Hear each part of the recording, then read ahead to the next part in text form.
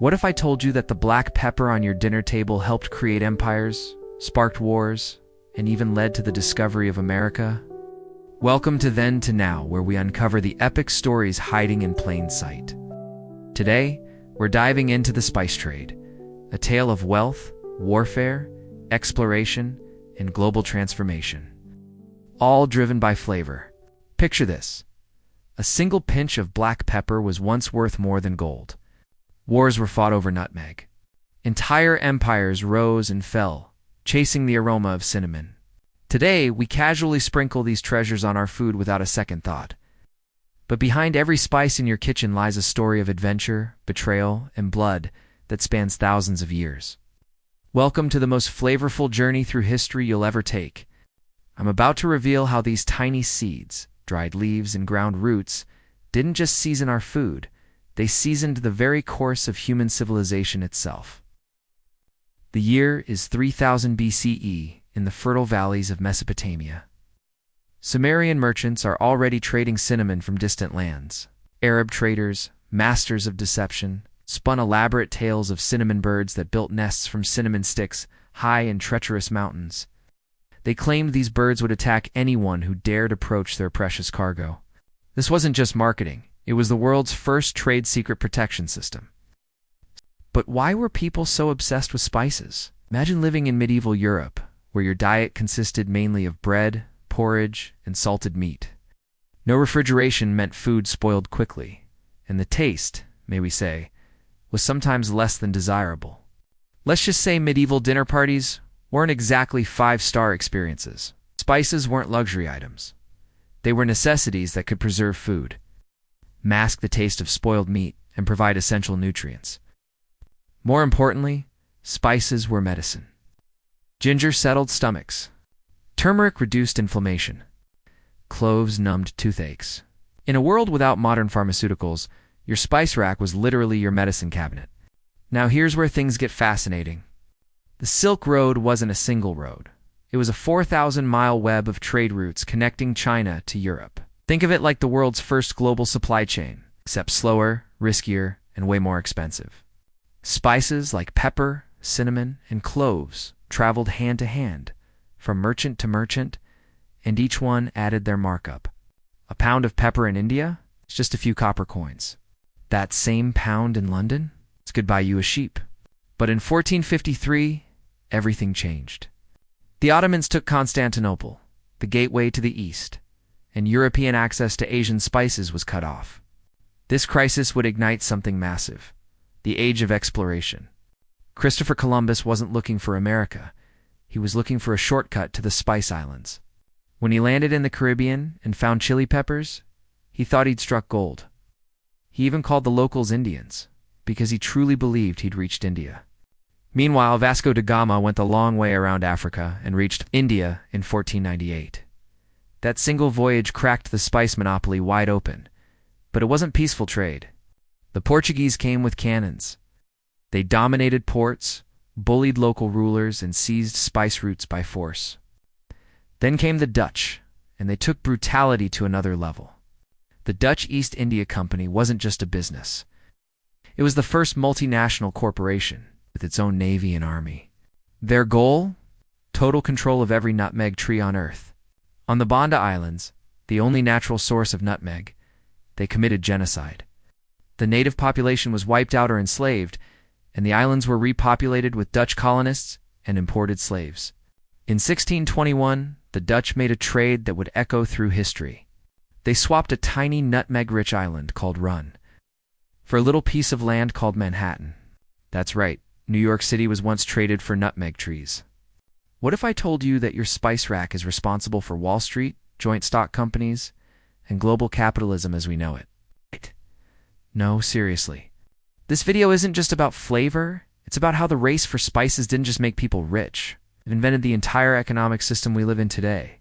Spices like pepper, cinnamon, nutmeg, they were the Bitcoin of the Renaissance. Worth more than gold, fought over by empires, more addictive than TikTok trends. To control the spice trade, Europeans created some wild innovations. The Dutch East India Company, or VOC, became the world's first joint stock company. Basically, investors pooled money, funded voyages, and cashed in on the spice haul. That means shareholders, stock dividends, and corporate structures were born, because rich people wanted better seasoning. And it didn't stop there. Risky voyages led to insurance systems. Moving money across continents, global banking emerged. Spice wasn't just delicious, it was disruptive. In other words, peppercorns caused capitalism. And your dinner tonight? It's seasoned with centuries of conquest and commerce. Eventually, the empires got tired of buying spices, so they decided to grow them instead. Why wait months for cinnamon to cross oceans, when you can just plant it in your own colony and skip the middleman?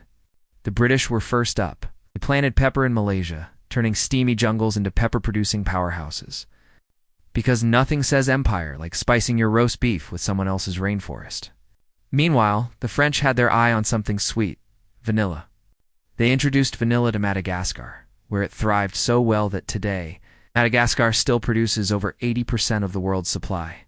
And the Spanish? They took cinnamon originally native to Sri Lanka and made sure it stayed there, under their control. Soon, spice plantations weren't just farming, they were factories of empire, run on local labor, European profits, and a whole lot of exploitation. This shift in power was a game changer. Instead of paying sky-high prices to buy spices from Asia, European powers now controlled entire supply chains, from seed to sale. But this wasn't just about economics. It was about power, land, and who got to rewrite the rules of global trade. By the mid-1800s, something remarkable happened. Spices, once the prize of kings and conquerors, had become household staples. The Industrial Revolution mechanized processing. Steamships replaced caravans. Trade networks that once took years to traverse now moved goods in weeks. Black pepper, once so valuable it was called black gold, now sat on kitchen tables across Europe and America. Nutmeg and cloves, which sparked bloody wars in Southeast Asia, were now affordable to the middle class. Flavor, once exclusive, was becoming democratic. But the real legacy of the spice trade isn't just what we eat. It's how we speak, how we govern, how we bank. To trade across oceans, the British East India Company needed a lingua franca. English, the language of British spice merchants, became the language of contracts, shipping logs, and commercial diplomacy. When rival empires fought over spice profits, they didn't always go to war. They went to court. Early trade courts in Goa, Amsterdam, and Istanbul helped standardize rules for cross-border contracts, creating the blueprints for today's international legal systems. Spice traders needed ways to fund voyages, hedge risks, and move money.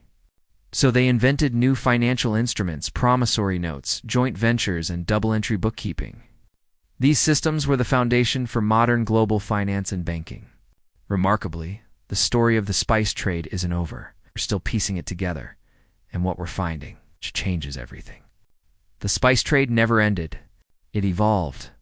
From wooden ships and handwritten ledgers to global logistics, digital tracking, and billion-dollar corporations, spices are still shaping our world.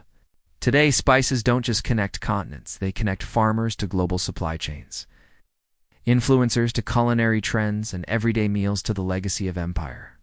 Each year, the world moves over $10 billion in spices: pepper, cumin, turmeric, saffron, ginger. From Vietnam to the US, Madagascar to Germany, Ethiopia to Dubai, modern spice trade is faster, bigger, and more interconnected than ever before. But while the trade is global, its roots and its risks are still very local.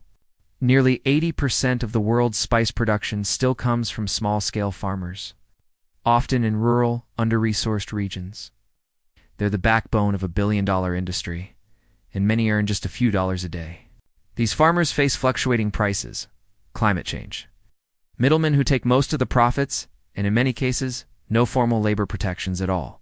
In Madagascar, vanilla farmers have faced theft, violence, and exploitation due to skyrocketing global prices. In parts of India and Indonesia, children still work in unsafe conditions to dry chilies or process turmeric. And in many regions, deforestation to expand spice farms threatens biodiversity. In Madagascar, vanilla farmers have faced theft, violence, and exploitation due to skyrocketing global prices.